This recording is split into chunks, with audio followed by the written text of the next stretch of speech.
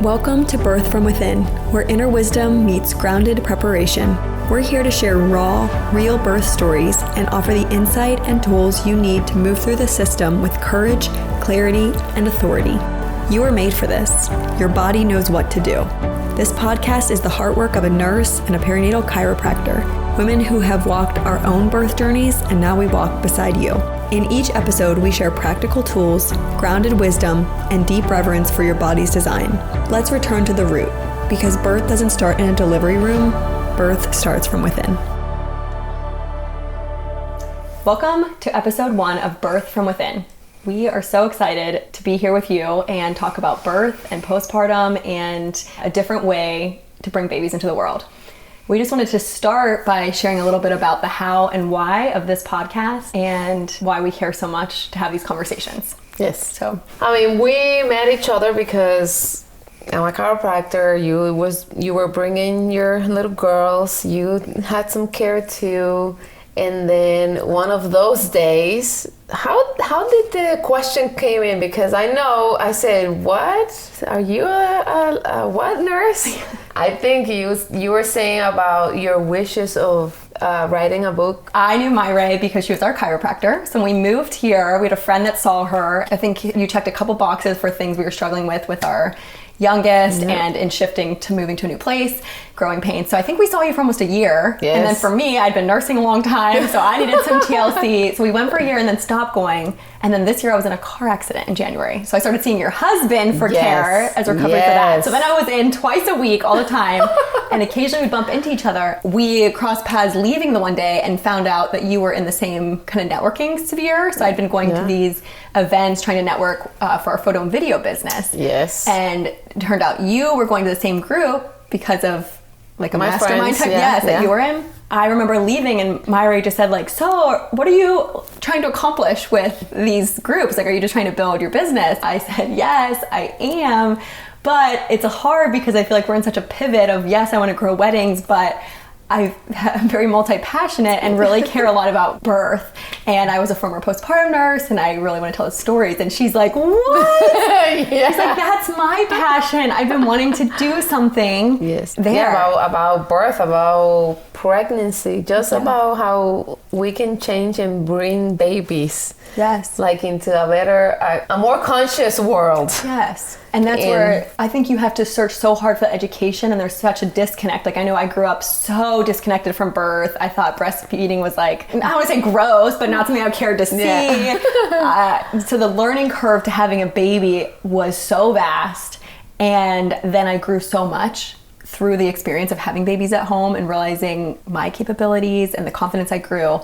But then over the last decade, as I grew, it's like the world hasn't gone that direction. It feels like it's gone the opposite direction. Yeah. And so what breaks my heart is that there's so many girls I know personally or stories I've heard of women that want a different way than has been normalized. The kind of fear, the heavy interventions, they want something more natural, more undisturbed, but it feels impossible to get. Yes. One, I think they don't know. It's like a unicorn.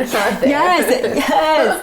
And I think in just this past year, I know 3 girls that wanted to have, we'll say a natural birth, but just maybe no epidural was their main goal. Like, I want to do this, but they didn't want to go at home because that felt like too scary. And I think that's a lot of people like, what if something goes wrong? And I was one of them. So yes. And it's all you really hear is the what ifs and the horror stories. That's so prevalent. Movies make birth very scary, and we don't realize how normal it is and all that our bodies are wired to do. Yes. We tend to get in the way of it. So all of them were pressured for an induction and ended up with a C-section, emergency C-section. And I just feel like that story has become the norm. And we just want to both clarify that we mean no shame to anybody that has had a C-section. We do not think that's the easy way out. It's literally the opposite of easy. It is so hard. And when you're caring for a new baby post-op, that is a whole nother plethora of challenges. Yes. And we're so thankful for medical care that in an emergency, that is an option. I mean, that's why they are created, right? Like for emergency.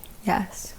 Really emergency medical reasons. Yes. Which the incidence of that is so low, maybe 5%. And I think in the United States now, the incidence of C-section is 30%. which is wild. An obstetrics recommendation, I think, is that you should expect 10 to 15%. So that's higher than the maybe super emergent situations, but still so much lower than the national average. And that number seems to be growing. We live in a system that everything is to not get sued. And so should anything arise that's not exactly in line with have a baby in 24 textbook. Yeah, absolutely, they're gonna step in. The more you learn that sometimes it's those interventions that actually lead to the higher incidence of C-sections. We just want to change the conversation to help women hear positive stories, help women feel confident in their capabilities, their innate capabilities, and step into listening to their bodies, their intuition, and then to know their rights, whether you want to have a baby at home or if you're going to walk into the hospital, to help lay out the decisions you'll have to make, the pros and cons of those decisions, and help you know you have rights. No is a complete sentence. Yes, and it's better when you go to something that you're educated in. So that's why, right, part of our message is to educate on, again, what is out there, what are the alternatives, what is the science saying. It's more our tool to empower you to have your home birth, or even if it's in a hospital, to know that you can have a humanized birth still in the hospital, which is not always what happens, right? But I feel that if you go more educated and knowing your rights, you have a better chance of having a better hospital birth. A positive experience instead of one that it feels as though your power was taken. And that's continually, far too often, the story we hear.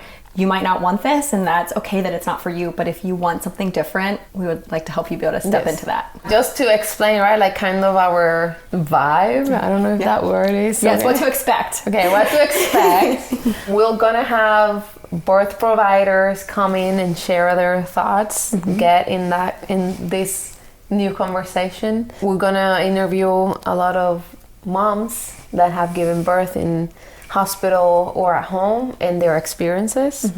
And we are going to be having topics around pregnancy, birth. The decisions you'll make, the interventions that you can expect, and just try to really steer away from fear as the motivator and help you feel empowered and informed to do what's right for you, because that won't be the same for everyone, because every birth is different. There's vast differences, but you might be able to find a piece of you in one of these stories that makes you realize, I can have this. I can do this. Yes. Because you can.